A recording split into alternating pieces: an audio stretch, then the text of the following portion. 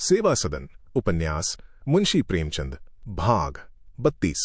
जिस प्रकार कोई आलसी मनुष्य किसी के पुकारने की आवाज सुनकर जाग जाता है किंतु इधर उधर देखकर फिर निद्रा में मग्न हो जाता है, उसी प्रकार पंडित कृष्णचंद्र क्रोध और ग्लानि का आवेश शांत होने पर अपने कर्तव्य को भूल गए।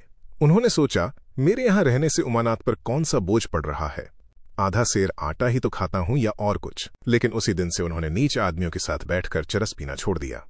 इतनी सी बात के लिए चारों ओर मारे मारे फिरना उन्हें अनुपयुक्त मालूम हुआ। अब वो प्रायः बरामदेही में बैठे रहते और सामने से आने जाने वाली रमणियों को घूरते। वो प्रत्येक विषय में उमानाथ की हाँ में हाँ मिलाते। भोजन करते समय सामने जितना आ जाता खा लेते, इच्छा रहने पर भी कभी कुछ न मांगते। वे उमानाथ से कितनी ही बातें ठकुर सुहाती के लिए करते।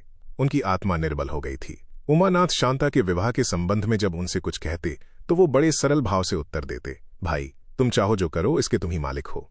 वो अपने मन को समझाते, जब रुपए इनके लग रहे हैं तो सब काम इन्हीं के इच्छानुसार होने चाहिए। लेकिन उमानाथ अपने बहनोई की कठोर बातें न भूले। छाले पर मक्खन लगाने से एक क्षण के लिए कष्ट कम हो जाता है, किंतु फिर ताप की वेदना होने लगती है। कृष्णचंद्र की आत्मग्लानि से भरी हुई बातें उमानाथ को शीघ्र भूल गईं और उनके कृतज्ञ शब्द कानों में गूंजने लगे। जब वो सोने गए तो जाह्नवी ने पूछा, आज लाला जी कृष्णचंद्र तुमसे क्यों बिगड़ रहे थे? उमानाथ ने अन्याय पीड़ित नेत्रों से कहा, मेरा यश गा रहे थे। कह रहे थे, तुमने मुझे लूट लिया, मेरी स्त्री को मार डाला, मेरी एक लड़की को कुएं में डाल दिया, दूसरी को दुख दे रहे हो। तो तुम्हारे मुंह में जीभ न थी? कहा होता, क्या मैं किसी को नेवता देने गया था? कहीं तो ठिकाना न था। दरवाजे दरवाजे ठोकरे खाती फिरती थीं। बकरा जी से गया, खाने वाले को स्वाद ही न मिला। यहां लाज ढोते ढोते मर मिटे, उसका ये फल। इतने दिन थानेदारी की, लेकिन गंगाजली ने कभी भूल कर भी एक डिबिया सिंदूर न भेजा। मेरे सामने कहा होता तो ऐसी ऐसी सुनाती कि दांत खट्टे हो जाते। दो दो पहाड़ सी लड़कियां गले पर सवार कर दी, उस पर बोलने को मरते हैं। इनके पीछे फकीर हो गए, उसका यश ये है। अब से अपना पौरा लेकर क्यों नहीं कहीं जाते? काहे को पैर में मेहंदी लगाए बैठे हैं? अब तो जाने को कहते हैं। सुमन का पता भी पूछा था, तो क्या बेटी के सिर पड़ेंगे? वाह रे बेहया, नहीं ऐसा क्या करेंगे।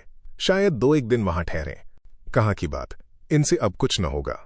इनकी आंखों का पानी मर गया, जाके उसी के सिर पड़ेंगे। मगर देख लेना, वहां एक दिन भी निभाह ना होगा। अब तक उमानाथ ने सुमन के आत्मपतन की बात जाह्नवी से छिपाई थी। वो जानते थे कि स्त्रियों के पेट में बात नहीं पचती। ये किसी न किसी से अवश्य ही कह देंगी और बात फैल जाएगी। जब जाह्नवी के स्नेह व्यवहार से वो प्रसन्न होते तो उन्हें उसने सुमन की कथा कहने की बड़ी तीव्र आकांक्षा होती। हृदय सागर में तरंगे उठने लगती, लेकिन परिणाम को सोचकर रुक जाते थे। आज कृष्णचंद्र की कृतज्ञता और जाह्नवी की स्नेहपूर्ण बातों ने उमानाथ को निश्शंक कर दिया। पेट में बात न रुक सकी। जैसे किसी नाली में रुकी हुई वस्तु भीतर से पानी का बहाव पाकर बाहर निकल पड़े। उन्होंने जाह्नवी को सारी कथा बयान कर दी। जब रात को उनकी नींद खुली तो उन्हें अपनी भूल दिखाई दी, पर तीर कमान से निकल चुका था।